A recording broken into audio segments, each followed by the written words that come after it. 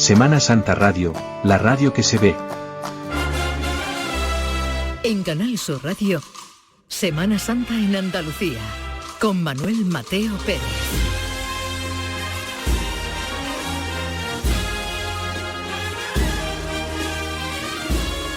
A principios de abril de 1603, aquel año en que Miguel de Cervantes pergeñaba su primer manuscrito de Rinconete y Cortadillo, el escultor Juan Martínez Montañés recibió del canónigo Mateo Vázquez de Leca el encargo de tallar un crucificado para venerarlo en su oratorio privado.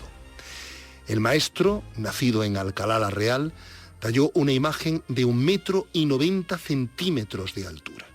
Un Cristo que aún no había muerto, sujeto a la cruz por 4 clavos y con la cabeza girada hacia su derecha, a fin de que quien lo contemplara desde los pies se llenara del espíritu de la oración.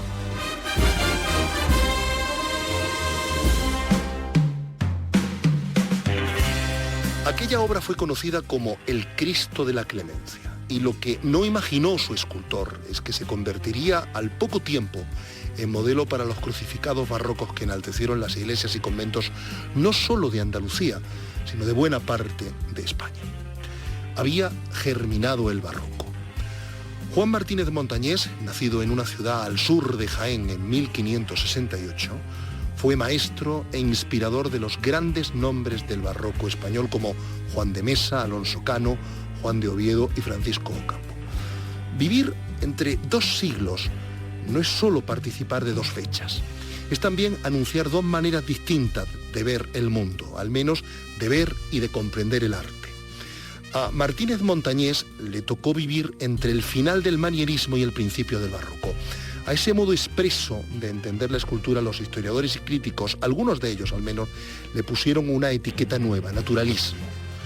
El dios de la madera, el Lisipo andaluz, el maestro de maestros, esos sintagmas que buscan pontificar la importancia del artista son en realidad lo que menos importa cuando uno se enfrenta a la obra de este escultor e imaginero.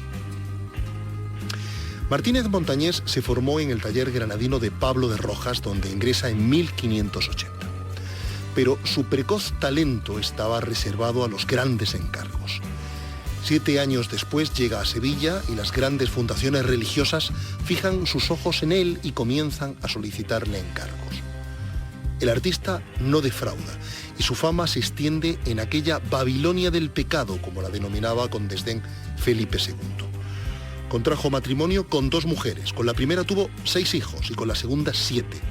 Cumplió cárcel por matar a un hombre y murió víctima de la peste en 1649. En aquellos años el poder estaba en Madrid, pero la riqueza aún resistía en Sevilla. Hacía un siglo del regreso de Juan Sebastián Elcano de su primera vuelta al mundo, y a orillas del Guadalquivir, entre galeones cargados con los más ricos minerales, abundaban los patios de Monipodio, sublimados por la pluma de Cervantes. Francisco Pacheco, suegro de don Diego, participó de buena parte de los encargos de Martínez Montañés, estofando y policromando sus esculturas. En 1635, cuando el escultor es llamado a Madrid para realizar un busto de Felipe IV, su paisano Velázquez lo pinta en un retrato inconcluso. Lo realmente importante de la obra del maestro es el establecimiento de un canon que condicionó todo el barroco español. Cuando a Sevilla llegan las esculturas del italiano Pietro Torrigiano, Martínez Montañés muestra hacia ellas sincera devoción. Su San Jerónimo penitente, en barro cocido, y hacia 1525 se convierte en ejemplo de la escultura sevillana. Observando con detenimiento la talla, prestando atención a la mirada del santo, el espectador descubre la terribilidad de Miguel Ángel, el gesto doloroso y desencajado que, en cambio, pocas veces el artista andaluz utilizará en sus obras, más propenso a transparentar serenidad, templanza, humildad, modestia, amabilidad, sosiego. Leer la Semana Santa, entenderla, aproximarse a ella, es un maravilloso ejercicio abierto a múltiples caminos. Uno de ellos es conocer y valorar el patrimonio artístico, y para ello hoy nos acompañará en nuestros estudios el catedrático de Historia del Arte Pedro Galera, uno de los maestros más eximios que tenemos la fortuna de tener en nuestro país. En Canal Sur Radio, Semana Santa en Andalucía. No juzguéis a los demás si no queréis ser juzgados. Porque con el mismo juicio que juzgareis, habréis de ser juzgados. Y con la misma medida que midiereis, seréis medidos. ¿Con qué cara te pones a mirar la mota en el ojo de tu hermano si ni siquiera eres capaz de ver la viga que tienes en el tuyo? Cuando hagáis oración, no os pongáis a hablar mucho siguiendo el ejemplo de los paganos, que se imaginan van a ser oídos a fuerza de palabrería. No os parezcáis nunca a ellos, pues vuestro Padre ya sabe lo que vosotros necesitáis aún antes de pedírselo. Mirad pues cómo tenéis que orar. Padre nuestro que estás en los cielos, santificado sea tu nombre. Venga tu reino. Hágase tu voluntad, así en la tierra como en el cielo. Danos hoy nuestro pan de cada día. Perdónanos nuestras ofensas, al igual que nosotros perdonamos a nuestros ofensores. Y no nos dejes caer en la tentación, sino líbranos del mal. Bueno, poco a poco, venga de frente, poco a poco.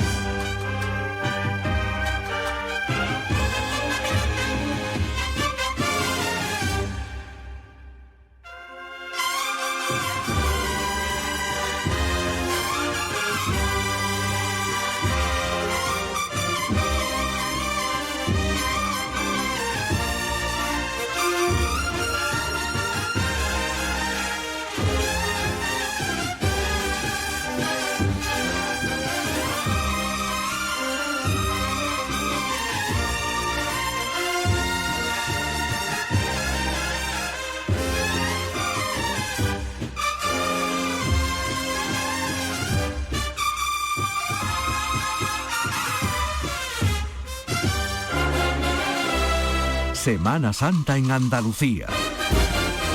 Con Manuel Mateo Pérez.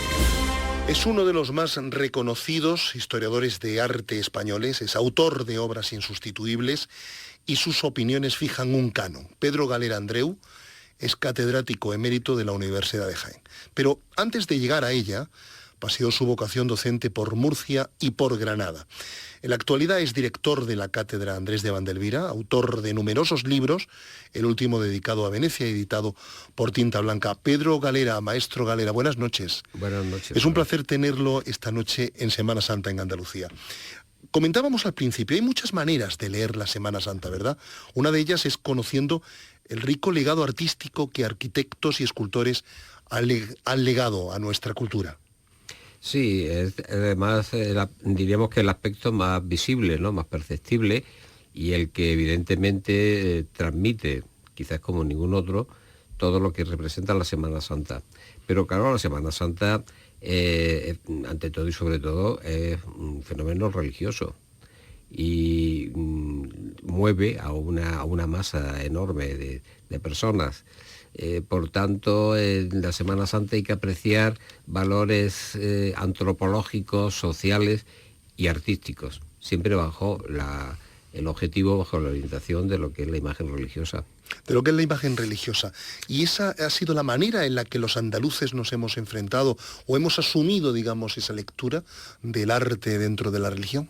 Bueno, sí, porque sobre todo el barroco, además, que es un arte muy exteriorizado y que busca, lógicamente, mover y conmover al fiel, pues utiliza la imagen. La imagen tiene un poder enorme, tiene un poder de mover, que es fundamental, la idea de mover, ¿no?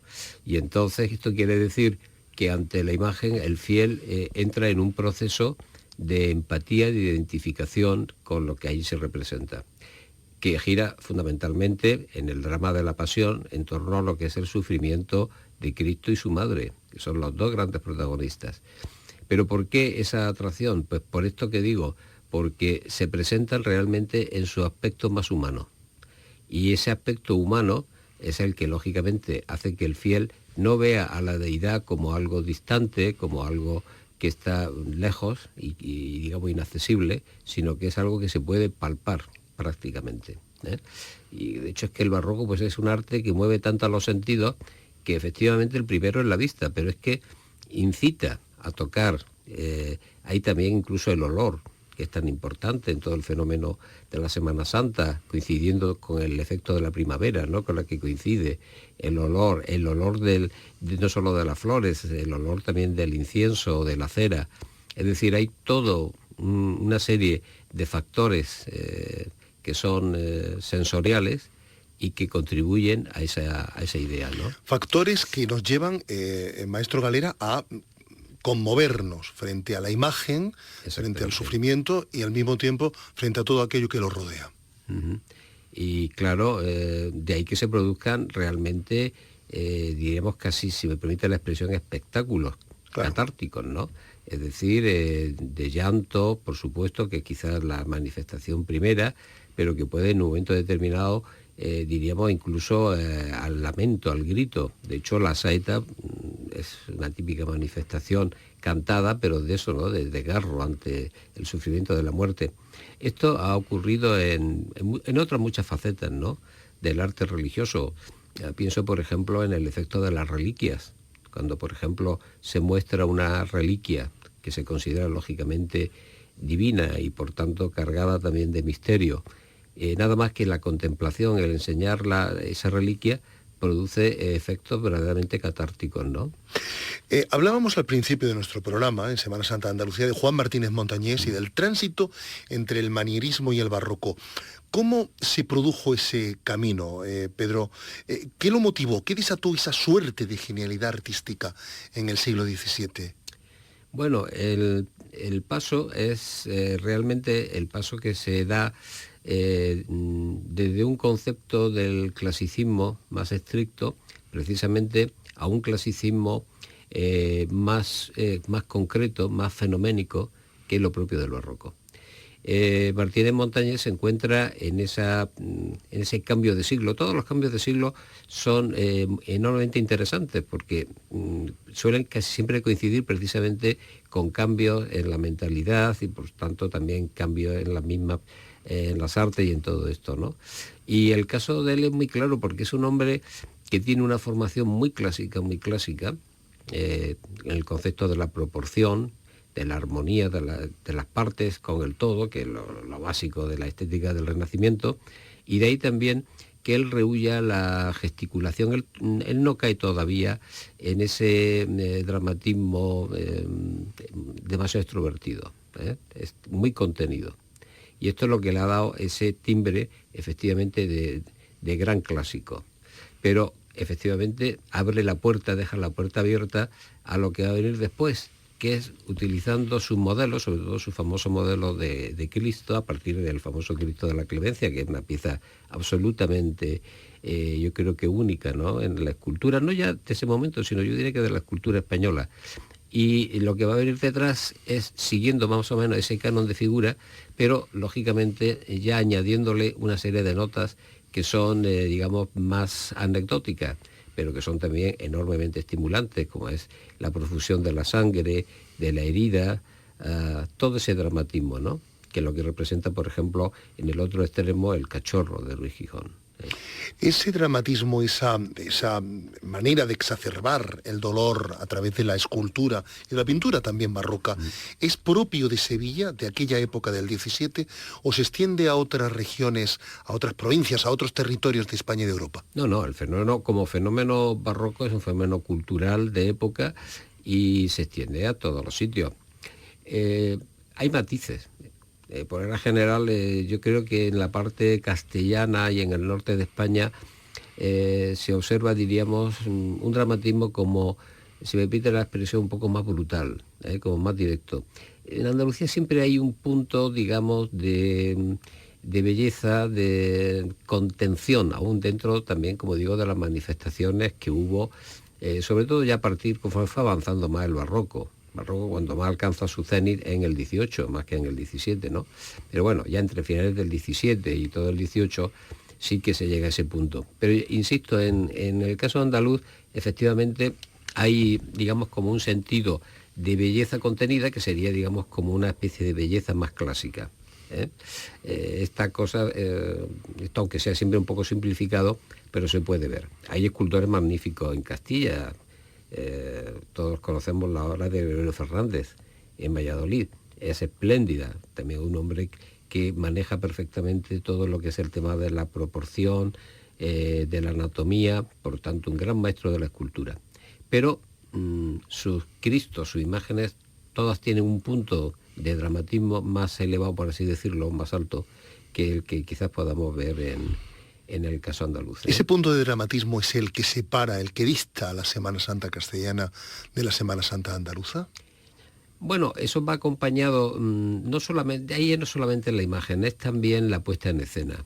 La puesta en escena castellana es efectivamente muy sobria, mucho más sobria que lo es la andaluza. Y realmente es, yo creo que lo que le transmite, ¿no?, a la representación de la Semana Santa, que no hay que olvidar que al fin de cuentas estamos hablando de teatro, porque la puesta en escena, el recorrido por la calle, todo esto es teatralización, ¿no? Y claro, ahí intervienen no solamente las imágenes, sino, por un lado, los que las protegen, las que los, vamos a decirlo, las que los, sí, sus devotos más inmediatos, que son las cofradías, pero también yo creo que me interesa mucho tener presente el espectador. Hay una interferencia que es fundamental para conseguir ese efecto final, ¿no? Entonces, evidentemente, las procesiones de Semana Santa en Castilla tienen ese carácter tan recogido, más de silencio, y evidentemente está, digamos, como más entroncado a lo que es el sentimiento del luto de la muerte, ¿no? Mientras que parece que en Andalucía hay una mezcolanza, se da la mano lo que es la tristeza, lógicamente, y el lamento de la muerte, pero también a la vez la alegría de lo que va a ser la resurrección, ¿no? Es posible que también aquí tengamos en cuenta esos factores que son inevitables, que es el clima, ¿no? Primavera en un sitio y primavera en otro, pero evidentemente la flor de azahar, que está tan presente en la Semana Santa andaluza, esa pujanza de una primavera que ya brota, ¿no? Todo efectivamente parece que aporta esa otra nota que es más festiva o más alegre, no lo sé. Si lo miramos bien, Pedro Galera, esos adjetivos que adjudicamos a cada una de nuestras Semanas Santa, la de Castilla y la de Andalucía, es la misma que podríamos adjudicar a los ciudadanos de una región u otra, ¿verdad? Claro, todo va...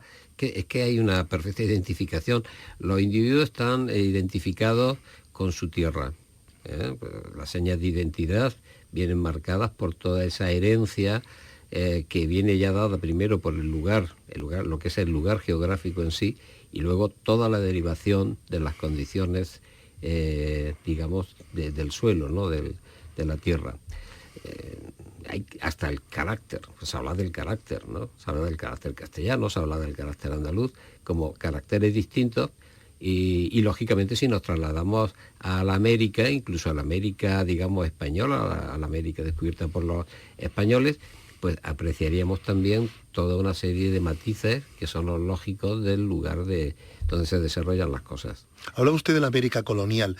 La Semana Santa de Andalucía impone de alguna manera buena parte de la estética que se vive en la Semana Santa de países como México, Ecuador, Colombia, Venezuela, prácticamente todos los países centroamericanos. Bueno, es que lo que ocurrió fue en principio una cosa muy lógica.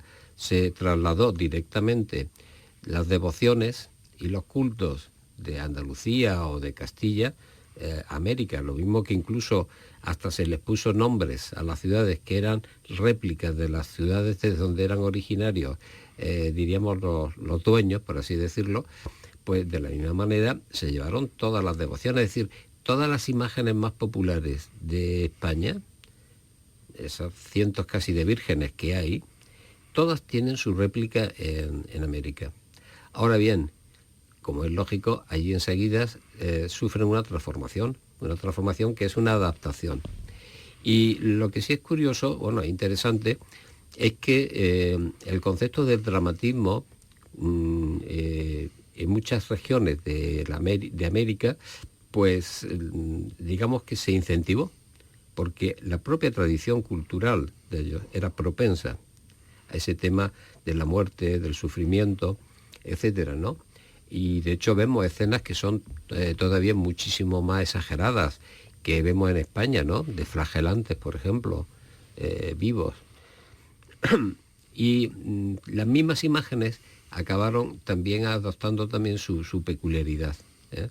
De manera que, por ejemplo, el tema floral como elemento ornamental es mucho más fuerte, mucho más intenso en las imágenes americanas que en las españolas y andaluzas. O, por ejemplo, el tema angelical, que tiene un gran predicamento, ¿no?, en toda América Latina. Y luego, por supuesto, lo que fue todavía más diferenciador, que hay imágenes religiosas que adaptan en su figuración rasgos que son étnicos, claro, étnicos locales. Lo cual ya, esto es un paso fundamental, porque es lo que claramente marca la identidad de esa población también con la imagen. Pero el punto de partida es el mismo, ¿eh? Y la práctica, por supuesto, digamos ya los calendarios, la repetición de las fiestas, etcétera, etcétera, eso sí es igual. Hay dos escuelas barrocas en el 17, Pedro Galera, la todopoderosa Sevilla y la intimista y a veces heterodoxa Granada. ¿Cómo convivieron ambas? Bueno, en principio lo que hubo fue una emigración de Granada hacia Sevilla. He hablado antes del caso de Martínez Montañés, que nacido en Alcalá, pero formado en Granada. Pero es que el maestro que forma a Martínez Montañés es otro alcalaíno, que es Pablo de Rojas, que viene descendiente de una familia de italianos, de sardos por más señas, ¿no? Lo que ocurre es que en Granada efectivamente la tradición clásica se mantiene, digamos, bastante tiempo, prácticamente casi la mitad del siglo largo, ¿eh? Entonces, claro, esta migración de artistas de Granada hacia Sevilla, en principio, lo que introducen fue más ese sentimiento. El cambio se produce, como digo, ya a partir casi más allá de la segunda mitad, casi en el último tercio del siglo. Y eso ya es un fenómeno más generalizado. Lo que ocurre es que quizá ahí ya la voz cantante la lleva a Sevilla, pero porque sencillamente tiene más demanda de imágenes, tiene más talleres, han afluido maestros de procedencias muy distintas, pero todos, lógicamente, digamos, por así decirlo, se cuecen en la gran retorta de Sevilla, ¿no? Esto ha pasado y pasa en otras ocasiones. Las grandes metrópolis, lógicamente, acaban haciendo, por así decirlo, su estilo, aunque sea con comillas, propio, particular, que es fruto, pues, de la demanda, del auge que tiene esos talleres, que no son tan intensos quizás como en otros lados. Hay estilos distintos, hay alientos, argumentos diferentes a la hora de definir lo que fue la escuela barroca sevillana de la escuela barroca granadina. Bueno, en líneas generales sí es cierto que, insisto en lo mismo, que en Granada persistió todavía como, digamos, una idea de belleza contenida, al menos durante el 17. Ya el 18 yo creo que está todo más unificado. Pero hasta el último tercio del 17 sí. Esto coincide también porque no solamente fue en la escultura, que tuvo su gran figura en principio con Alonso de Mena, una vez que ya se fueron estas dos grandes figuras, sobre todo esta gran figura que fue Martínez Montañés. Alonso de Mena queda ahí hacia las décadas centrales del siglo, y luego todo su taller, ¿no? Y estos están también dentro de esas líneas de una belleza más contenida. Pero también fue la pintura, ¿no? Porque Granada tuvo la gran figura de Alonso Cano, que aunque es un pintor nacional, en el sentido de que se movió por toda España y fue un pintor de corte, también pasó por Sevilla. Digamos que la belleza, o el canon de belleza de Alonso Cano, era efectivamente bastante clásico, ¿no? pero también de una belleza muy natural, de una belleza muy sensitiva. Hay un cuadro espléndido que, por cierto, se destruyó, estaba en Berlín, desapareció en la Segunda Guerra, que era una Santa Inés, de la que se sospecha que la modelo era la mujer de él. Y es una mujer de una belleza extraordinaria. Pero, en fin, las vírgenes que él pinta para toda la serie que hay en la catedral son también mujeres de una belleza concreta, ¿no? No tan una belleza idealizada, una belleza absolutamente irreal, sino bellezas concretas. Esa belleza concreta forma parte del valor de lo natural y del naturalismo que tiene el barroco. Aceptando que Sevilla tiene una capacidad absorbente en cuanto a la Semana Santa, un territorio tan grande, Pedro Galera, como Andalucía, presenta variedades en su Semana Santa de una manera muy acusada. Una de ellas, hablábamos antes de la diferencia entre la Semana Santa castellana y la Semana Santa andaluza. Podríamos hablar de que Úbeda y Baeza, tan próximas a usted y a mí, tienen, digamos, un aliento más castellano que andaluz. Bueno, yo diría que quizás podríamos ver una vinculación más castellana en lo que es la teatralización, ¿no? Es decir, en la puesta en escena de la Semana Santa. Algo más recogida, más silenciosa, sin llegar ni mucho menos al punto de Valladolid o de Zamora, ¿no? Pero sí, efectivamente tiene algo de esto, que también forma parte del mismo paisaje, un paisaje de piedra como es Úbeda y Baeza, que son dos ciudades de piedra, ¿no? Que si la aislamos del campo pasarían más bien por núcleos castellanos, esto sí es cierto. Pero la imaginería de Úbeda y Baeza se nutre fundamentalmente de imaginería granadina, más todavía, digamos, de alguna estrictamente jienense, que esa solamente perdura más o menos en el primer tercio del siglo XVII, que es todo el grupo de Solís y sus seguidores. A partir de la mitad del siglo, las figuras más interesantes que hay en la Semana Santa, que quedan ya pocas, que son originales, vienen de Granada. Usted reside en Jaén. ¿Qué le llama la atención de la Semana Santa de la ciudad del Santo Reino? Pues bueno, a mí me llama la atención, yo diría que siempre en la calle, porque la Semana Santa yo creo que hay que entenderla, y yo insisto mucho en esto, ¿no? En lo que es el fenómeno teatral, de interferencia, de lo que es la calle, lo que son los fieles, con lo que son sus cofradías y con lo que son las imágenes. Ese sentido festivo, porque realmente es un sentido festivo.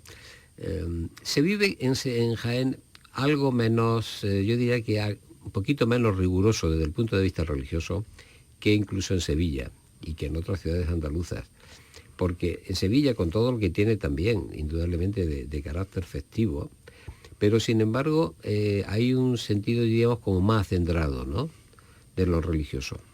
Yo en Jaén, en cambio, lo veo más festivo. Pensemos en una cosa, un detalle simple. El fiel que va a la procesión, por ejemplo, suele ponerse sus mejores galas, se viste. Sí. Esto ya es significativo. Claro. Porque el vestirse lleva incluso toda una serie de otros elementos que significa la fiesta, que es el consumo, incluso consumo de bebidas, consumo de todo. Y claro, todo eso es una mezcla un tanto, un poco extraña, que a veces incluso, vamos a decir la verdad, desvirtúa el sentimiento religioso, ¿no? Porque falta a lo mejor esa devoción, ese respeto. Esto sí que yo lo veo que se acusa aquí más, ¿no? Usted pasa buena parte del año también en Almería, en la provincia de Almería, donde usted tiene residencia. ¿Cómo es la Semana Santa de Almería?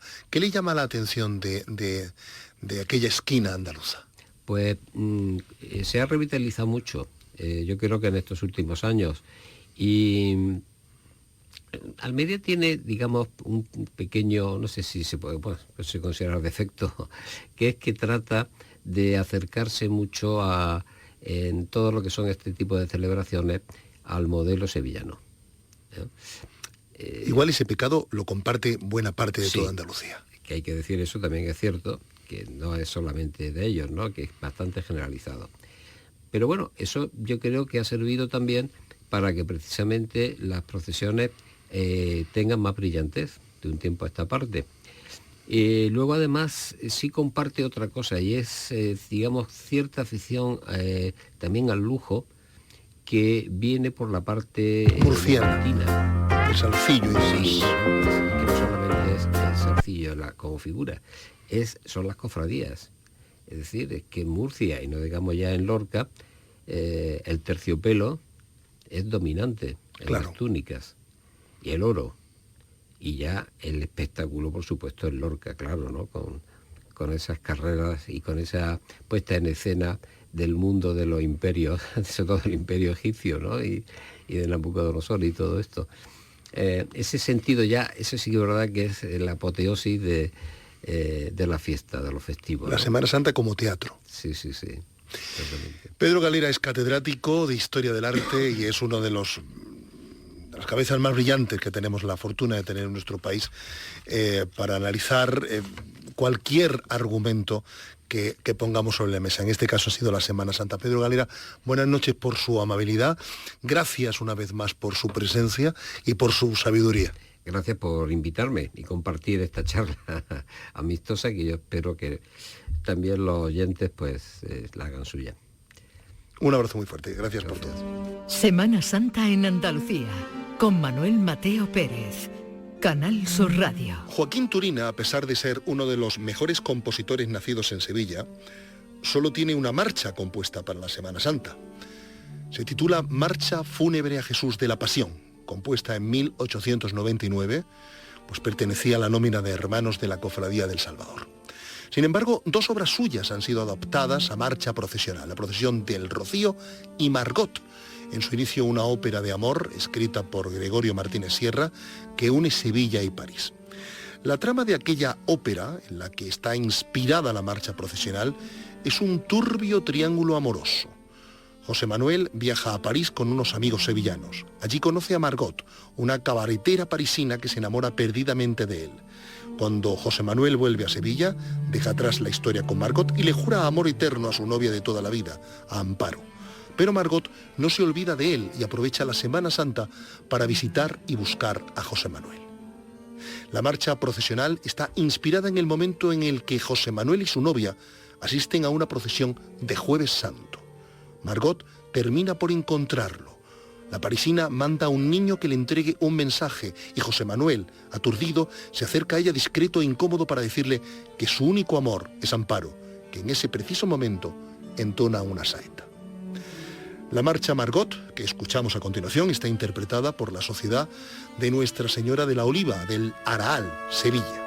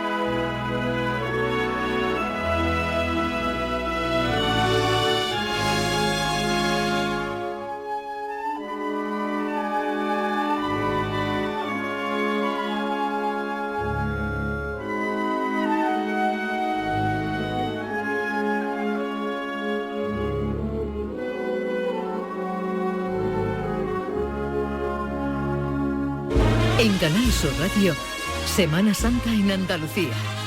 Con Manuel Mateo Pérez. El Paso, los costaleros, el fiscal de Paso, el diputado mayor, La Junta de Gobierno, la banda de música, los nazarenos, las calles y plazas por donde discurre la procesión, la hora, el lugar del desfile, el recorrido, la historia de la cofradía, el valor de las tallas veneradas, el orden, la disciplina, todo ese intangible de la emoción que emana en el desfile. Es muchas veces responsabilidad del capataz. Dos de las personalidades que mejor conocen el universo del capataz, de esta figura fundamental en la Semana Santa y en los desfiles procesionales, son los psicólogos y profesores Rafael Moreno Rodríguez y Moisés Ríos Bermúdez, que en Almuzara publicaron El oficio de capataz en la Semana Santa. Tenemos hoy el placer de tenerlos esta noche en Semana Santa en Andalucía. Moisés, buenas noches. Buenas noches. Rafael Moreno, buenas noches. Hola, muy buenas noches.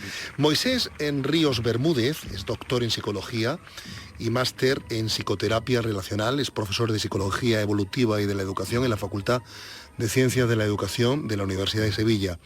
Moisés es costalero desde 1990, en la cuadrilla del Señor del Soberano Poder de San Gonzalo, hermandad a la que pertenece desde pequeño. Por su lado, Rafael Moreno Rodríguez, más veterano, ha sido catedrático de metodología de las ciencias del comportamiento en la Facultad de Psicología de la Universidad de Sevilla. Está ligado sentimentalmente a la Semana Santa desde que es un niño. Es miembro desde pequeño de las Hermandades del Buen Fin y del Gran Poder de Sevilla.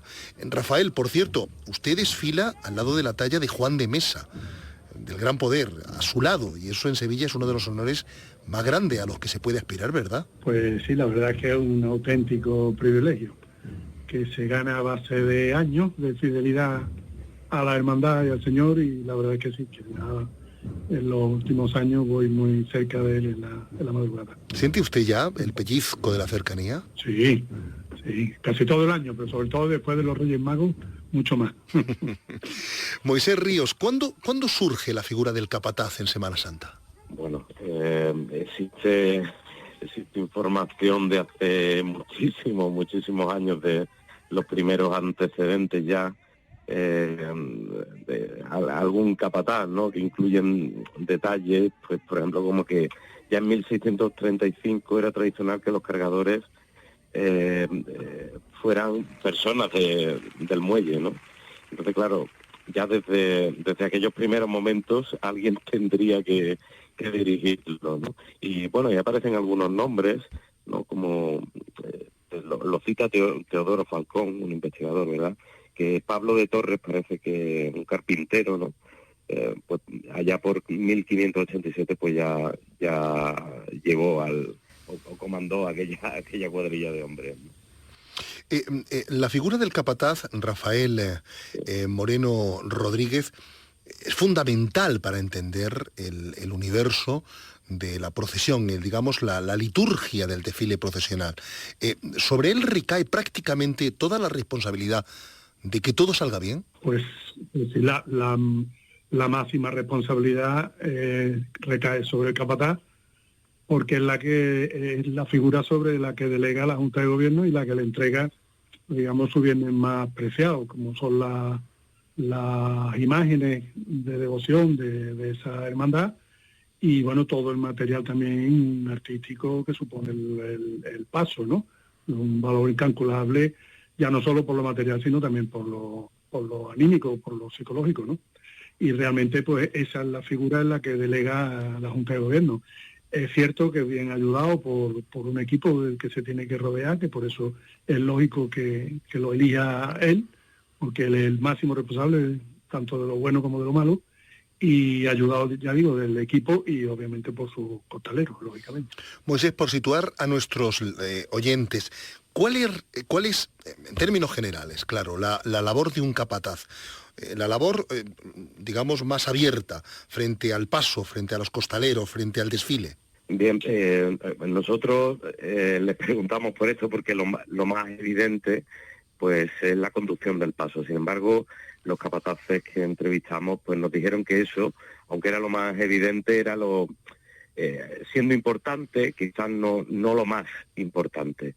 Lo fundamental para ellos es dirigir a un grupo, conseguir que estén unidos, y luego hay una multitud de diferentes actividades que realiza el capataz, ¿no? Que van pues desde la igualada hasta los ensayos, elaborar los cuadrantes para el día de salida, hacer el retranqueo del paso y bueno, y luego pues la enorme responsabilidad del día de la procesión, ¿no? Donde bueno, todos son nervios y realmente pues tampoco disfrutan todo lo que querrían ese día por la responsabilidad que conlleva la tarea.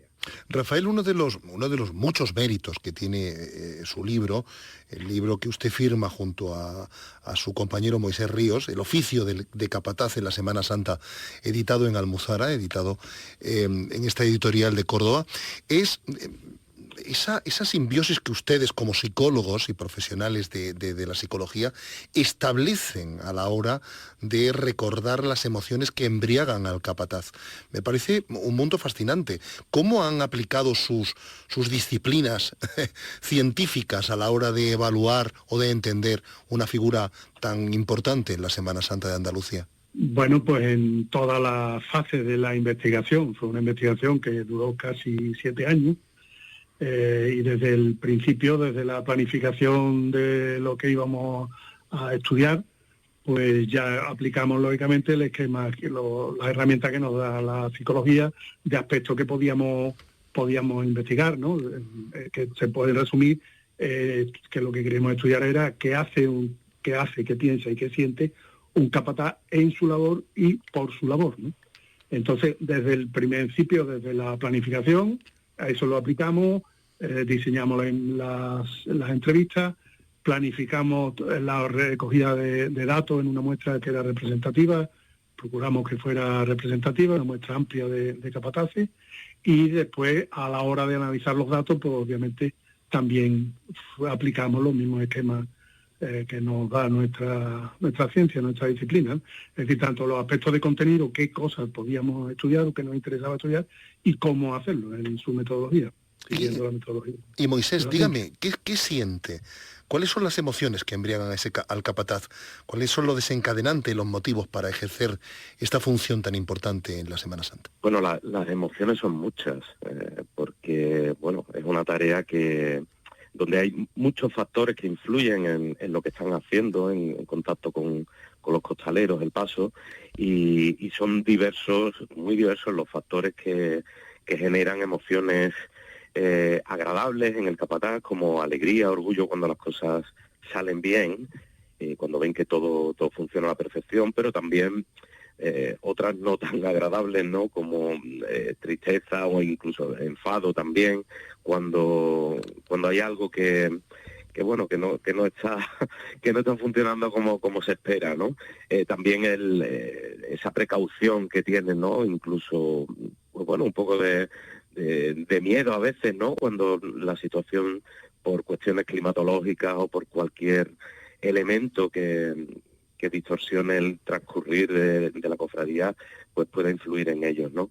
Y esas emociones, que en general son positivas y son las que también ayudan a que uno mantenga esta labor, pues se expresan también en los diferentes motivos que ellos mismos nos contaron, ¿no? De por qué se acaban las cofradías, ¿no? Y en este sentido, más allá de la devoción o el oficio, que son las que tradicionalmente se mencionan, pues nosotros hemos encontrado otras que complementan a estas dos y que incluso tienen mucho peso en ocasiones, ¿no? Según cada capataz, ¿no? Como el compañerismo, la amistad, ¿no? Que experimentan con el grupo, la identidad, con un barrio, con una cofradía, con el hecho de ser capataz y ser un eslabón más de esta cadena, o también el reconocimiento externo que se recibe por el hecho de llevar a una imagen o a varias, ¿no? El conjunto de todas esos motivos, que son variados según cada persona, son los que hacen que los capataces se mantengan en su labor. Rafael Moreno, ¿qué se necesita para ser capataz?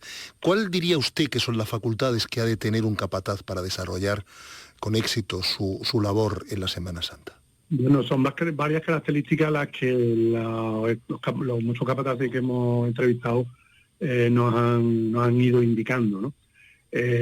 Obviamente, en primer lugar, y sobre todo, ya lo comentaba antes Moisés, que ellos subrayan mucho el saber gestionar una cuadrilla numerosa ya, porque aquí en Sevilla ya casi todos los pasos van doblados, más algunos de pico, es decir, si sacan más de una cofradía, pues entonces los números de costaleros que tiene que gestionar son considerables. Un número que además de considerable es muy variado, porque hay una variedad considerable importante de costaleros, de niveles económicos, de niveles culturales, de personalidades, de forma de ser. Es decir, una variedad que tienen que unificar para que el paso sea una piña y funcione como debe ser. Entonces ahí ese aspecto de la gestión del grupo es fundamental.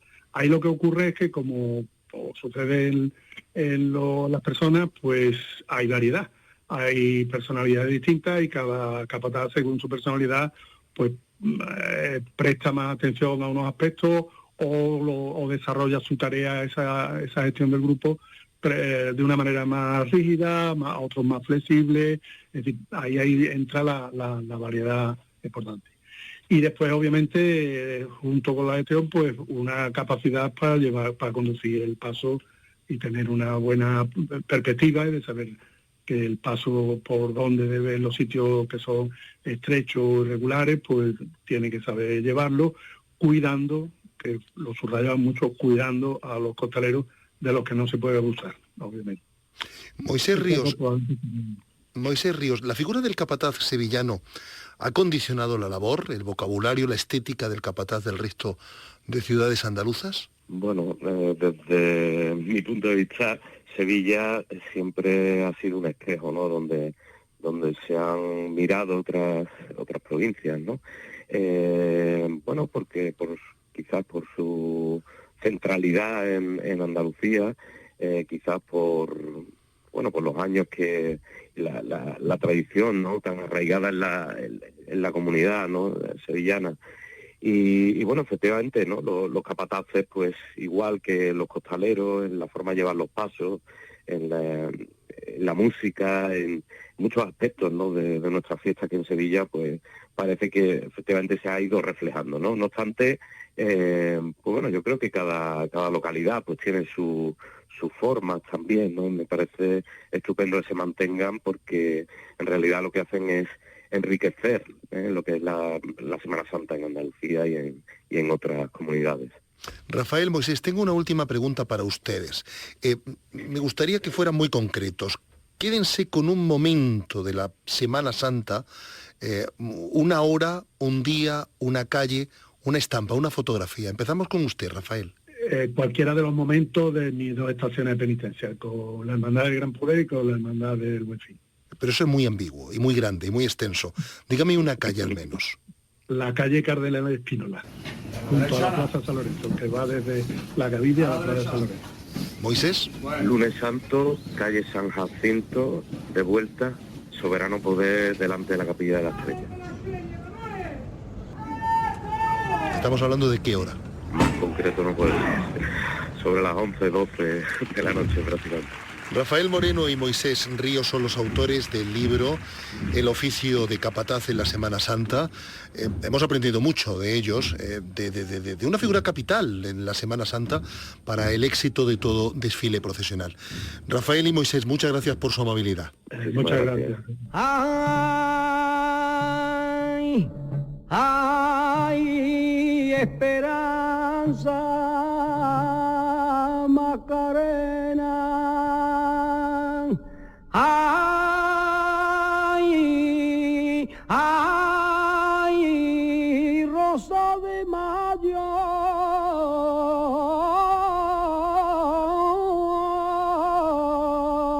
hoy abril, ¿dónde va con esa pena? ¿Dónde va con él?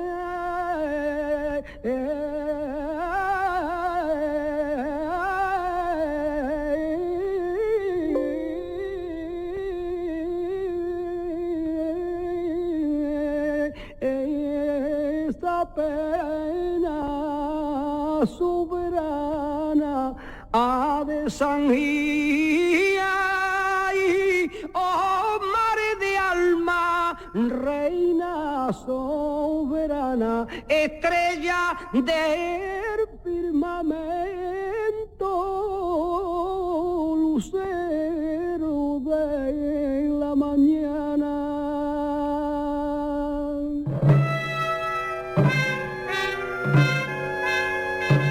Semana Santa en Andalucía con Manuel Mateo Pérez, Canal Sur Radio. Una iglesia barroca, de pomposos primores, formas curvilíneas, recargados adornos, se admira a lo lejos entre un geométrico campo de olivos. Entre tanta igualdad y monotonía, en el siglo XVIII, un nutrido grupo de arquitectos convirtió la antigua ciudad de Priego en el centro barroco de la provincia de Córdoba. Y es que el hombre se ha movido siempre por contradicciones. En un mar campestre lanzado a cordel, firme, severamente alineado, despunta tal profusión artística que se diría que fue puesto en pie a conciencia para contrarrestar tanta monotonía. Las piedras nobles de un pueblo constituyen el legado cultural más fiel. Si Priego es barroca, su cultura más inmediata también lo es. A mitad de Semana Santa, Priego de Córdoba mira a las puertas de la iglesia de Nuestra Señora de la Asunción. Este templo fue barroco, pero como en tantos otros sitios, los artistas de siglos más recientes, no quedando satisfechos, añadieron ornamentos que se estilaban en cada una de sus épocas. Así está hecha nuestra historia de retales acomodados uno encima del otro. Pese a todo, en Priego, cualquier restitución fue acertada. Ha tomado las calles el Cristo de los Parrilla, se ha celebrado el Vía Crucis y a mitad de semana procesiona la columna. A las 8 de la tarde del Jueves Santo, Jesús amarrado se presentará a su pueblo. La más bella de las tallas de Priego, obra elaborada en 1640 por Alonso de Mena, saldrá de la iglesia de San Francisco. La Archicofradía de la Santa Vera Cruz, nuestro Padre Jesús de la Columna y María Santísima de la Esperanza, cruzará en su recorrido de unas 4 horas la calle Río. La más barroca de las vías de esta localidad, de las calles de la ciudad cordobesa, presumirá al paso de las procesiones de las hermosas casas solariegas, de las esbeltas columnas salomónicas y de las gráciles puertas de madera. El vecino y el visitante se acomodan sobre las encaladas fachadas mientras costaleros con paso sevillano hacen andar a un Jesús dolorido, penoso, flagelado por látigos.